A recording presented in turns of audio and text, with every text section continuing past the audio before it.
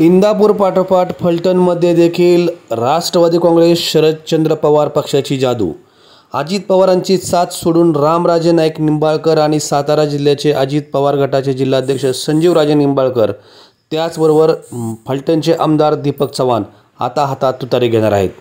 काल खटके वस्ती येथे झालेल्या मेळाव्यात याचे सूतोवाच झाले आणि हर्षवर्धन पाटलांपाठोपाठ आता फलटण तालुका देखील शरद पवारांच्या कक्षेत येण्यास आतुर झालेला आहे असेच संकेत मिळत आहेत।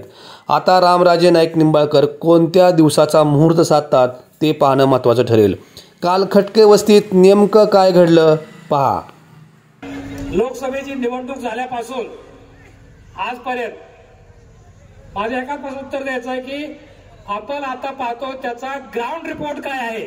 तुम्ही ज्यावेळेस खाली जाताय त्यावेळेस सर्वसामान्य मतदार असेल, तरुण असेल, महिला वर्ग असेल, या सर्वांच्या मतामध्ये किंवा त्यांचं मत काय येतंय, एक तर घड्याळ येतंय का तुतारी येतंय का अपक्ष येतंय। सर्वांना विचारतो, आपण सगळे तुतारीला जायचं का? अजून एकदा सांगा, तुतारीला जायचं का?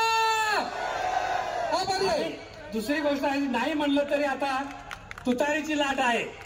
मामा सर्वांना माहित आहे, अगदी 10 आमदार 10 खासदार